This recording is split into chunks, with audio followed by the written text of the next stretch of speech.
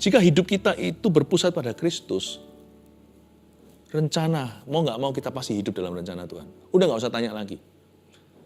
Apakah aku ini sekarang dalam rencana Allah ya? Gampang. Apakah Anda berada dalam firman-Nya?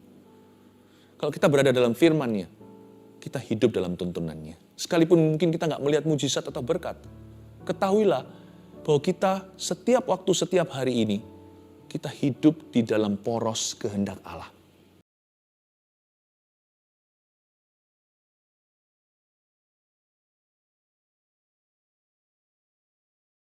Rohani yang buta, sembuhkanlah yang sakit, hamba berdoa, selamatkan yang terhilang.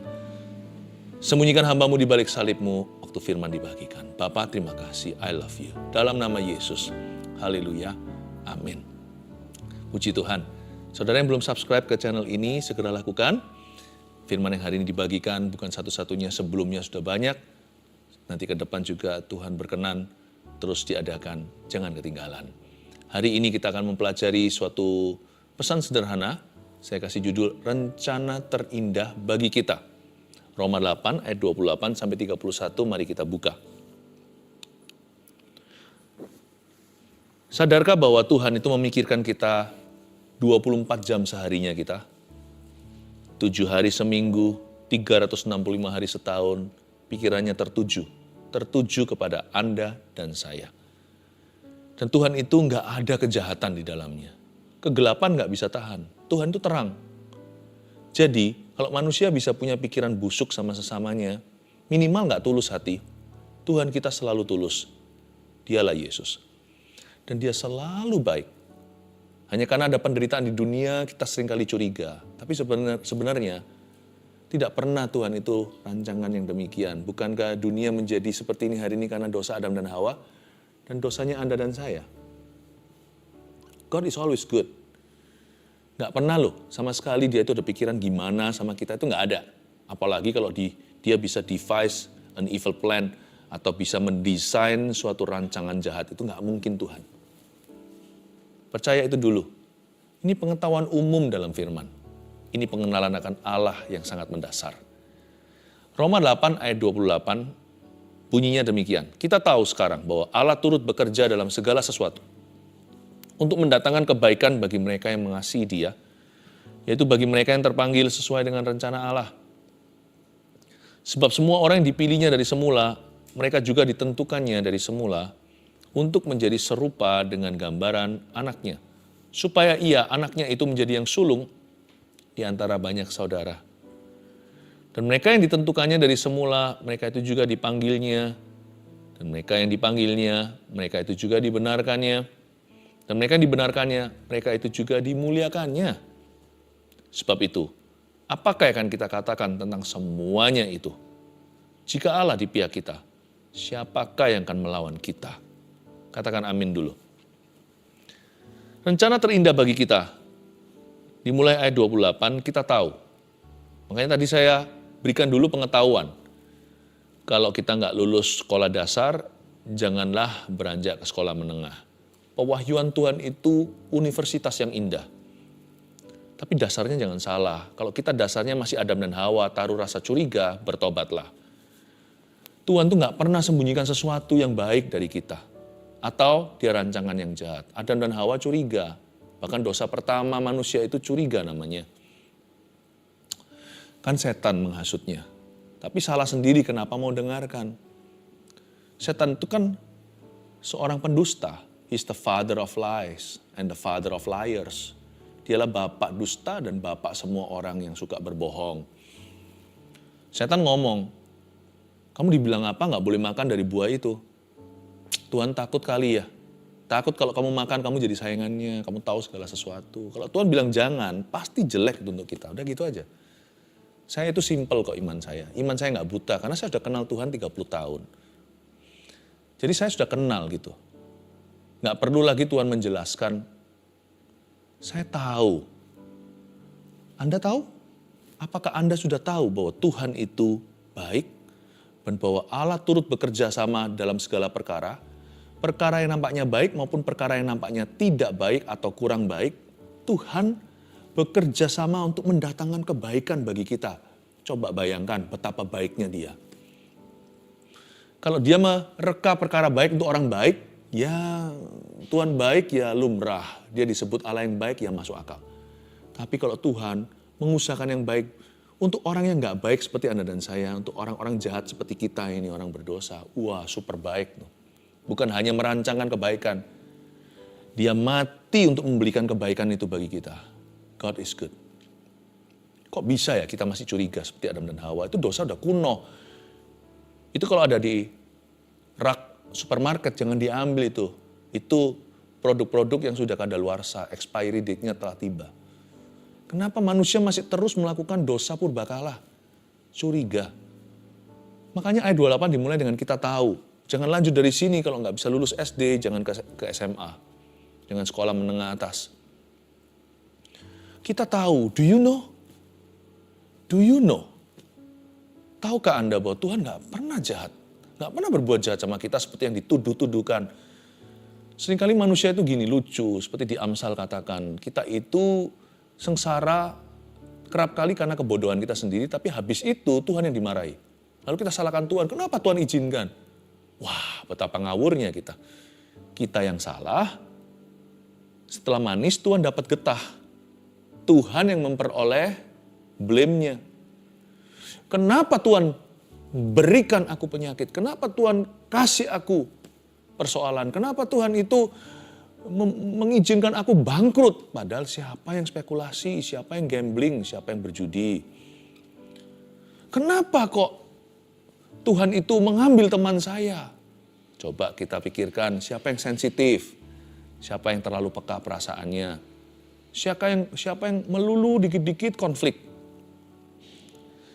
Bukan Tuhan, kita yang mengeraskan hati. Kita tahu dulu, Tuhan tuh gak salah. Tuhan tuh baik. Kita tahu sekarang. Mari kita sama-sama mengenal Tuhan dengan baik dan benar. Bahwa Allah turut bekerja dalam segala sesuatu. Kata Allah turut bekerja itu betapa indahnya. Berarti Tuhan memakai kelebihan dan kekurangan kita. Kalau Allah turut bekerja dalam diri kita untuk mendatangkan kebaikan karena kita mengasihi Dia dan kita terpanggil sesuai dengan rencana Allah, berarti Tuhan juga bisa memakai kegagalan kita, bukan hanya keberhasilan.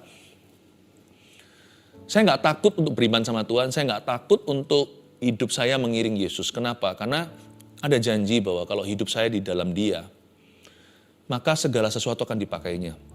Tuhan pakai keberhasilan saya, dan waktu saya gagal, Tuhan juga akan pakai kegagalan saya untuk kemuliaannya. Bukan berarti saya boleh gagal secara sengaja, apalagi jatuh dalam dosa. Tapi sekalipun meskipun kalau saya jatuh dalam sebuah dosa, kesalahan, kecerobohan, kebodohan pun Tuhan bisa pakai itu untuk mendatangkan kebaikan untuk saya. Untuk orang lain juga. Tapi sekali lagi ya, jangan sengaja untuk jatuh dalam dosa. Hidup dalam Kristus itu enaknya di mana? Enaknya di sini. Segala-galanya yang kita lalui alami dipakai oleh Allah untuk kemuliaannya dan untuk mendatangkan kebaikan bagi hidup kita dan orang-orang di sekeliling kita. Tapi kalau hidup di luar Tuhan itu nggak enak. Sekalipun bisa sukses, siapa bilang kalau orang menentang Tuhan itu nggak bisa berhasil hidupnya? Bisa secara finansil, bisa populer. Orang sedikit nyentrik aja mau gila, wah dia bisa viral kemana-mana. Nggak tentu popularitas itu dari Tuhan. Tapi saya nggak mau 1000 hari di tempat lain. Saya nggak mau di pelataran orang-orang fasik, bukan karena saya sok suci. Karena tidak ada janji. Kalau orang itu hidup di luar Kristus atau jauh dari rencana Allah, putus hubungan, tidak bersekutu dengan Roh Kudus dan tiada firman Allah, pokoknya jauh deh hidupnya dari Tuhan. Jangankan kegagalan, kalau kegagalan sih pasti jadi batu sandungan. Keberhasilan orang itu pun tidak akan dipakai sama Tuhan. Bayangkan, coba bedakan perbandingannya itu loh, ada. Coba compare apple to apple. Coba bandingkan, itu persis head to head, kepala dengan kepala. Orang yang hidupnya di luar rencana Allah, orang yang tidak mengasihi Tuhan secara sengaja, yang menentang jalan-jalan Tuhan, yang hidupnya jauh dari hadiratnya, orang-orang yang tidak mau taat pada firman-Nya, orang-orang seperti ini, kegagalannya pasti tidak bisa dipakai untuk apa-apa. Karena mau gak mau hidup orang yang jauh dari Tuhan pasti jadi batu sandungan. Tetapi keberhasilannya pun tidak akan dipakainya. Itulah bukti kenapa ada orang-orang yang sekalipun sukses finansialnya, keluarganya berantakan. Dia berhasil, tapi dalam keberhasilannya tidak ada kemuliaan Allah, tidak ada rencana apa-apa. Di dalam keberhasilannya tidak ada purpose, tidak ada tujuan di dalamnya. Sehingga sekalipun dia sepertinya berhasil secara harta, dia sukses secara karir, tapi suksesnya itu menjadi kutuk bagi family. Saya nggak mau sih begitu, nggak mau. Ada orang tenar, populer, semua orang kenal, tapi hidupnya menjadi pengaruh negatif dan buruk bagi orang-orang muda. Membuat pusing banyak papa mama, anak-anaknya memberontak akibat hasil karyanya. Baik itu lagu, baik itu whatever, apapun juga yang trendy di dunia ini. Allah tidak bekerja dalam hidup orang, sangat memungkinkan orang tersebut akan dipakai oleh iblis atau setan. Tapi kalau saya ikut Yesus sekalipun saya bisa gagal, saya tetap komitmen untuk ikut Tuhan. Jatuh bangun saya serahkan. Kalau bisa jangan jatuh, kalau bisa bangun terus atau bangun melulu. Tapi pokoknya saya serahkan diri saya dulu. Saya nggak akan ragu untuk percaya Yesus terima Tuhan. Saya nggak akan ragu untuk dibaptis. Baptis selam, baptisan pertobatan. Saya nggak peduli apa kata dunia. Saya nggak mau lagi digoda dengan pikiran nanti setelah dibaptis. Nggak boleh ini, nggak boleh itu. Kalau setelah dibaptis apakah saya bisa bertahan ya? Apakah saya bisa setia ya? Peduli amat. Kalau Tuhan perintahkan saya jalan. Saya nggak akan ragu atau bimbang saya ke gereja, ikut pelayanan, belajar firman. Saya nggak akan mikir 2 kali untuk saya saat teduh pribadi atau saat teduh bersama. Kenapa? Kalau ikut Tuhan itu ada janji, kegagalan pun akan dipakainya. Kekurangan kelemahan kita pun ada rencana Allah di dalamnya. Hebat dan indah mengikut Tuhan. Ayat 29. Sebab semua orang yang dipilihnya dari semula, mereka juga ditentukannya dari semula untuk menjadi serupa dengan gambaran anaknya. Supaya ia anaknya itu menjadi yang sulung di antara banyak saudara. Kita ulang, ayat 29. Sebab semua orang yang dipilihnya, itu Anda dan saya. Mereka juga ditentukannya dari semula. Ditentukan untuk apa ya? Jadi pendeta? Enggak semua orang. Jadi jangan takut kalau saya terlalu dekat sama Tuhan, kalau saya bangun kerohanian nanti saya jadi pendeta. Pendeta itu panggilan, kalau nggak terpanggil jangan. Nanti jadi gadungan. Jadi pengusaha juga panggilan, jadi ibu rumah tangga, jadi mahasiswa. Semua kita punya panggilan yang berbeda-beda. Sama aja profesinya pun karunianya nggak sama.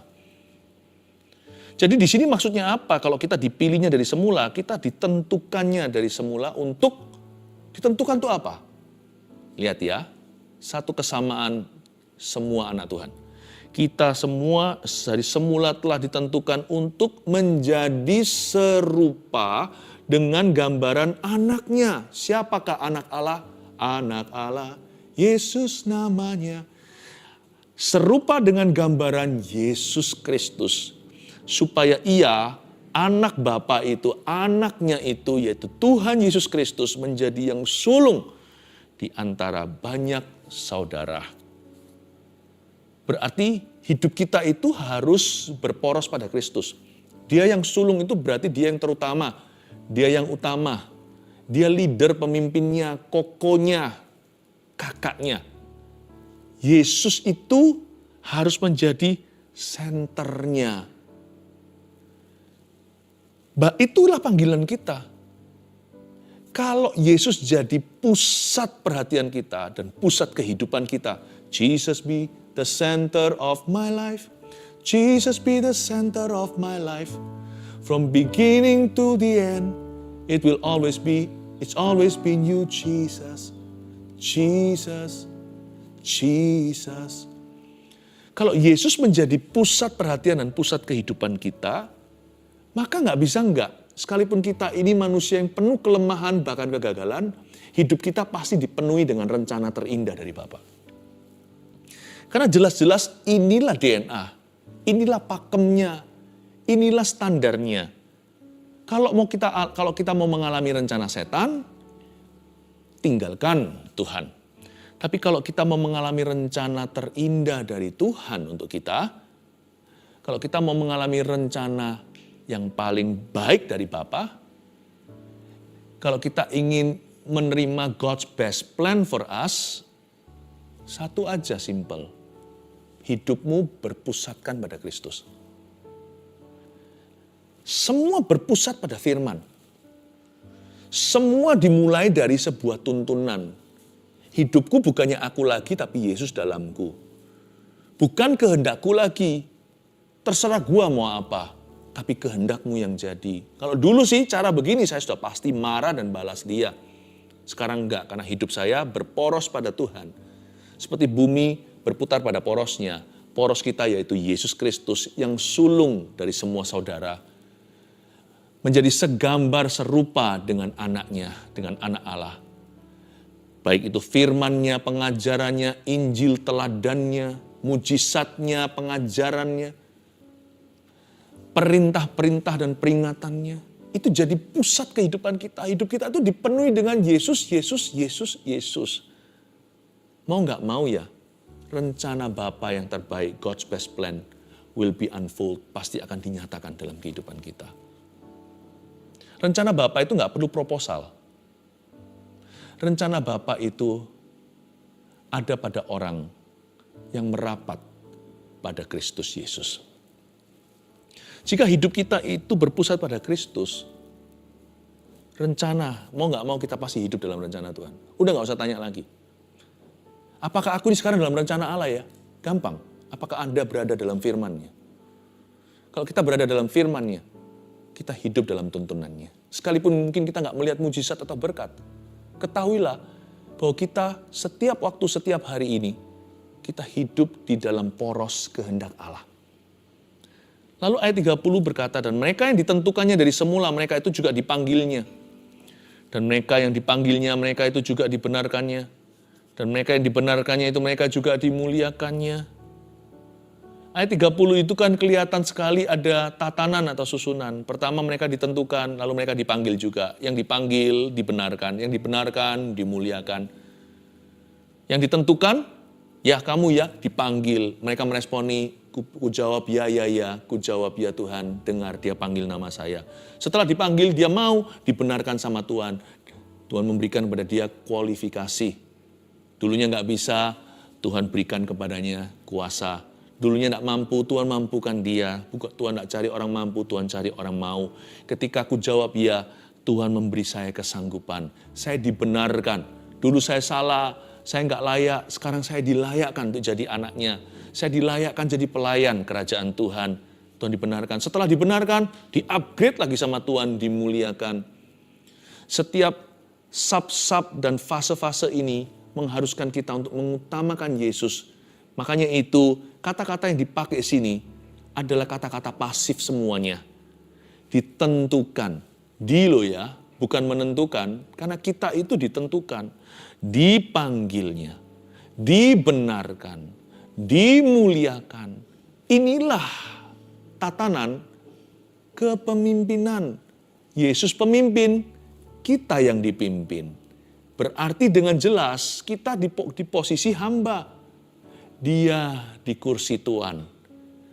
Tuhan Yesus memberi teladan. Sekalipun Tuhan itu nggak sok-sokan. Engkau menyebut aku guru, engkau menyebut aku Tuhan. Tetapi lihat, aku membasuh kakimu. Yohanes 13. Yesus berkata, demikian pula seharusnya kamu saling membasuh kaki. Satu dengan yang lainnya, mengikuti teladanku. Sebab aku lemah lembut dan rendah hati. Meskipun Yesus itu rendah hati, Yesus nggak bosi. Ya dia nggak ngebosi orang kanan kiri, main perintah-perintah. Tetapi kita harus tahu diri, sekalipun dia itu baik hati, ingatlah bahwa dia pemimpin kita itu yang dipimpin, dia Tuhan, kita hamba. Ini mengingatkan kita kalau kita mau alami God's best plan, rencana Allah, kita harus paham dan tahu diri, paham posisi. Yesus harus di tempat pertama. kita di baris yang terakhir. Baru terjadi kehendak Bapa. Barulah rencana Allah dinyatakan. Barulah kelihatan campur tangan Tuhan. Baru ada yang namanya tuntunan dari Roh Tuhan. Kelihatan perkara-perkara ilahi, nampak sekali perbuatan Allah tidak tersembunyi dalam kehidupan orang-orang yang mau dipimpin, dituntunnya, dipanggil, dibenarkan, dimuliakannya. Bukan hanya Yesus berada di pusat kehidupan kita, view-nya orang Kristen anak Tuhan itu, pemandangan yang kelihatan dari jendela hati mereka itu selalu Yesus. Mau dia tinggal di kamar 1301, atau di kamar 1789, atau mau di kamar ground floor di bawah sana, atau di top floor penthouse-nya, setiap anak Tuhan tuh view-nya itu ke tengah. Jesus Christ, our Lord, ketuhanan Yesus. Lalu kemudian harus mau dipimpinnya dalam setiap keputusan. Yesus harus selalu di tempat yang pertama. Dia nomor satu, dia yang sulung. Dia itu kakak sesepuh, dia itu juru selamat kita. Dia itu firman dan pencipta. Baru kemudian kita mengalami kepenuhan janji-janjinya. Sebenarnya untuk mengalami God's best plan itu gampang. Kita harus tahu aja lokasinya. Ada orang teriak-teriak sama sorga, aku ingin alami janjimu. Aku mau mengalami penggenapannya. Aku mau mengalami kuat kuasamu, kuasa kebangkitanmu. Aku mau melihat tuntunan dan pembelaan Tuhan, penyertaan itu. Mana penyertaan itu? Salah lokasi, my brother. Kalau Yesus di tempat terakhir, dia nggak bisa menuntunmu. Makanya kita mengalami berbagai macam perkara-perkara yang tidak Tuhan rancangkan di hidup kita. Saya nggak berkata bahwa kalau kita hidup dalam rencana Bapa itu kita nggak punya masalah. Di hidup ini penuh penderitaan, termasuk anak-anak Tuhan. Tetapi dalam penderitaan anak-anak Tuhan pun ada maksud ilahi, ada tujuan, ada penyertaan, ada kemenangan, ada penghiburan. Tapi penderitaan orang fasik meremukkan mereka. Mereka tidak punya pegangan. Bagaimana Yesus bisa menuntun kita? Kalau kita taruh di tempat terakhir, apa-apa pokoknya tanya Yesus terakhir. Segala sesuatu tanya dulu, apa yang ku mau, terserah aku, bukan kehendakmu yang jadi, tapi kehendakku yang harus terjadi. Mana bisa kita ngalami rencana Bapa? Karena kita jalan di rencana sendiri, jangan-jangan nanti jatuh ke rencana setan. Makanya kita nggak pernah ngalami kemenangan, kekalahan demi kekalahan. Moralitas kita ambruk, keluarga hubungan hancur, bisnis juga mau sukses kayak mau apa, semua jadi kutuk. Belum lagi yang termasuk bisnis kita jalan nggak ada penyertaan, nubruk. Pelayanan juga tidak ngalami apa-apa. Saya tidak berkata bahwa pelayanan bisa diukur hanya dengan buah yang kelihatan. Sebab di kitab Habakuk dikatakan sekalipun pohon ara tidak berbuah, pohon anggur tidak ada buahnya, pohon ara tidak berbunga. Tetapi kalau orang itu pelayanannya dituntun sama Kristus, sekalipun belum melihat hasil langsung, orang itu akan mengalami sebuah pewahyuan indah di dalam dirinya. Tidak ada orang bisa menyangkali kehidupannya berubah. Dan kelihatan sekali jadi saksi. Sekalipun belum ada hasil yang nampak dari pelayanannya. Mungkin nabur belum menuai apa-apa. Tapi orang itu gak akan jadi batu sandungan, dia akan jadi teladan. Tapi lihat, kalau hidup tidak dituntun Kristus, apa yang terjadi? Senggol kiri, senggol kanan. Kiri kanan bukan kulihat ada pohon cemara, kiri kanan ada luka batin semua.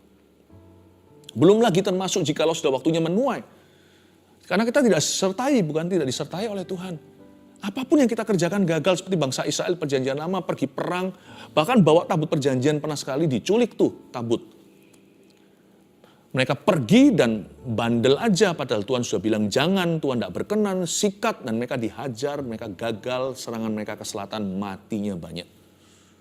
Belum lagi Tuhan tidak sertai perangmu. Tuhan tidak ada in your battlefield. Wah, berat ya. Mana bisa Tuhan beri kemenangan? Kalau panglimanya bukan Kristus, Kristus disuruh jadi budak kita. Suruh jadi sinterklas. Pokoknya aku mau apa ya, kabulkan. Kalau kita mau menang, Yosua di depan, kalau kita lihat tanah Kanaan, cerita di perjanjian lama setelah Musa ketika mereka rebut tanah perjanjian, Yosua di depan. Yosua itu adalah, nama itu sama artinya dengan nama Yesus. Meskipun ini orang yang beda ya, Yesus anak Allah, ini Yosua perjanjian lama. Tapi itu secara simbolis mengingatkan kita kalau kita mau merebut apapun yang Tuhan katakan menjadi milik kita, Yesus di depan. Kehendaknya harus overrule mengalahkan kehendakmu. Taat itu enggak ada obatnya. Tidak ada pengganti untuk penundukan diri kepada firman-Nya. Lihat kisah para rasul terjadi mujizat. Kenapa? Paulus dituntun, Petrus dituntun. Siapa yang menuntun di depan? Roh Kudus. Kalau Tuhan bilang jangan, Paulus pun mau nabrak nggak bisa. Pergi ke Asia Bitinia dilarang sama Roh Tuhan. Siapa di depan? Bukan sang rasul, tapi Tuhan. Hidup kita bukan hanya berpusat pada porosnya. Tapi setiap keputusan Tuhan harus di depan. Berarti Tuhan harus di tempat yang pertama hidupmu. Saya selalu berkata gini, Tuhan itu punya kata awal dan kata akhir alfa omega dalam hidup saya. Apa-apa saya tanya Tuhan dulu. Lalu terakhir nanti Tuhan yang ketok palu. Lalu diantaranya apakah boleh penuh dengan, apakah di tengah-tengahnya itu saya bisa putusin sendiri? Juga enggak. Tengah-tengah itu saya jalani jalur firman. Jadi sebenarnya Tuhan bukan di tempat pertama. Tuhan bukan di tempat terakhir. Dalam hidup orang percaya, kamus kita, Tuhan itu adalah jalan. Dari awal sampai akhir, dari pintu rumah kembali lagi ke pintu itu, Tuhan, Tuhan, Tuhan, Tuhan, Tuhan, Tuhan, Tuhan. Tuhan terus. Bukan berarti kalau kita keluar lalu selalu dikit-dikit Tuhan, Tuhan. Enggak juga ya, kita harus bijaksana. Tetapi di hati itu loh harus Tuhan penuh. Meskipun nanti kalau di masyarakat kita harus bisa membawa diri, harus proporsional semuanya. Ada waktunya bersaksi, ada waktunya bekerja. Tuhan harus di tempat pertama. Baru kita ngalami rencananya. Nah, apalagi God's best plan bisa terjadi kalau kita tahu menempatkan diri. Kalau kita tahu menaruh posisi, menempatkan diri. Kuda-kudanya itu pas. Karena lokasi mengalami rencana Allah ada pada Yesus di tempat pertama. Dan Yesus adalah pusatnya. Percaya garansi, tidak perlu merengek ke sorga. Orang yang menaruh Yesus di tengah hidupnya sebagai senter segala sesuatu. Dan orang yang mengizinkan Yesus di tempat pertama dalam segala keputusannya. Gak usah minta, orang itu sedang berjalan dalam rencana Allah. Yang terakhir ayat 31, sebab itu siapakah yang akan kita katakan, apakah yang akan kita katakan tentang semuanya itu? Jika Allah di pihak kita, siapakah yang akan melawan kita? Rencana terindah bagi kita itu, yang terakhir jika Allah di pihak kita. Nanti ya saya kasih rangkumannya. Jika Allah di pihak kita, maksud saya apa? Maksudnya begini.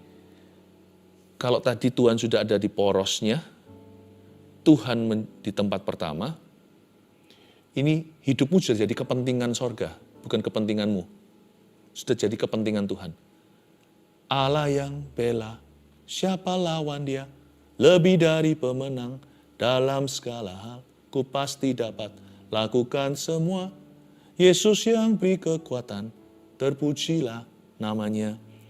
Allah akan membela kita. Nah, waktu Allah menjadi pembela inilah, disitulah ada banyak kesaksian hidup. Bagaimana orang-orang yang tidak dijagokan, orang-orang yang dipandang sebelah mata, yang dia dijadikan, pokoknya orang-orang yang gak diduga lah, justru Tuhan angkat. Di sini banyak kesaksian-kesaksian mujizat. Banyak kesaksian atau testimoni kemenangan ketika Allah membela kehidupan. Bagian daripada rencana indah dalam hidup kita adalah Allah bela. Dan kalau Allah membela kita, hidup kita akan penuh dan banyak cerita. Di dalam hidup ini, kalau Tuhan campur tangan, ada banyak plot twist-nya. Kalau kita lagi nonton sinetron atau kita nonton satu movie yang sutradaranya kawakan gitu, kita nggak bisa menebak nanti ini ujungnya gimana. Ternyata putar baliknya itu loh hebat. Makanya film itu box office. Karena kita nggak bisa mengira dari awal ini nanti bakalan gimana ya menangnya. Ternyata begitu, Tuhan lebih dari itu. Tuhan itu mastermind segala yang baik dan indah dalam hidup kita. Dan Tuhan memikirkan bagaimana caranya membela orang yang menaruh putra Allah, anak Allah, Bapa berkepentingan. Ketika anak Allah ditaruh di tengah hidup seorang umatnya, menjadi tempat utama atau pertama, Bapa akan membela. Dan ketika Tuhan membela, banyak kesaksian yang tidak terduga plot twist-nya itu ada, kemenangan terjadi. Saya kasih 3 poin ini sebagai rangkuman. Rencana terindah bagi kita, satu, jika hidup berpusat pada Kristus. Tanya sekarang, kalau hati kita bisa saya gambarkan lingkaran, Yesus pasti ada di hatinya kita lah, pasti kalau anak Tuhan, pasti ada. Hanya cuman pertanyaannya, Yesus di mana? Yesus di pinggiran atau Yesus disudutkan? Roh Kudus di mana tuh? Di mana Tuhan Yesus? Pertanyaan saya sekarang, di singgasana, di hati kita itu pasti ada satu yang paling utama dan paling penting. Siapa yang duduk di tahta itu, di kursi itu? Dirimu, diriku? Kalau diri kita yang duduk di sana, saya yakin 100% kita tidak akan mengalami rencana terindah dalam hidup kita. Banyak hal terjadi itu di luar pengizinan Allah. Di luar terjadi itu di luar restunya Yesus. Segala yang terjadi di hidup kita itu questionable, bisa dipertanyakan. Apakah ini kehendak Tuhan? Tapi kalau Yesus yang duduk di kursi itu, bukan hanya ada di hatimu, tapi persis ada di tengah, di singgasana, duduk di tata. Segala sesuatu yang lain harus tunduk padanya. Termasuk dirimu. Manusia itu paling hebat menaruh dirinya sendiri di hati. Siapa yang ada di hati kita? Ya kita. No one I love more than me. I love me. Itulah manusia. Gak ada orang yang aku lebih cinta dari diriku sendiri. Kalau perlu, istri saya ceraikan atau suami saya ceraikan kalau dia berani-berani sama saya. Siapa yang paling penting di hidupmu? Siapakah VVIP-nya? Me, aku. Nah itu bahaya. Orang yang begini gak akan mengalami rencana Allah. Malah bisa jatuh ke rencana setan. Gak akan mengalami rencana terindah. Bukan rencana Tuhan. Jika hidup kita berpusat pada Kristus, rencana terindah untuk kita. Dua, jika Tuhan di tempat pertama. Kalau sempat Tuhan nggak di tempat ke satu, nggak apa-apa, balik lagi ke situ. Tuhan di tempat pertama lagi, sekalipun masih ada jalan pemulihan, misalnya kita sudah sempat melakukan kesalahan. Kan nggak segampang tabrak lari, bye-bye kalau itu melibatkan orang.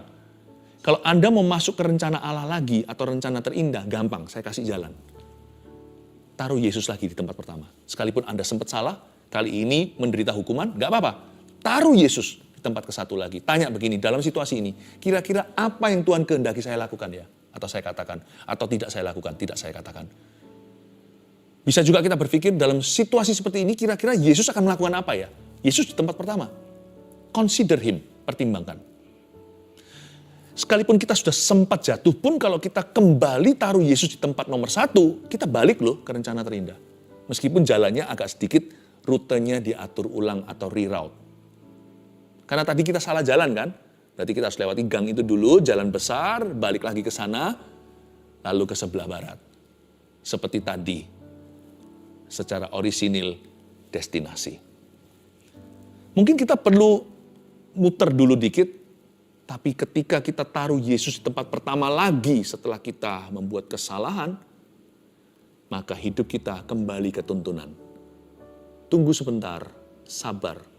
Tanggung konsekuensinya jika diperlukan. Tuhan memberi ketabahan.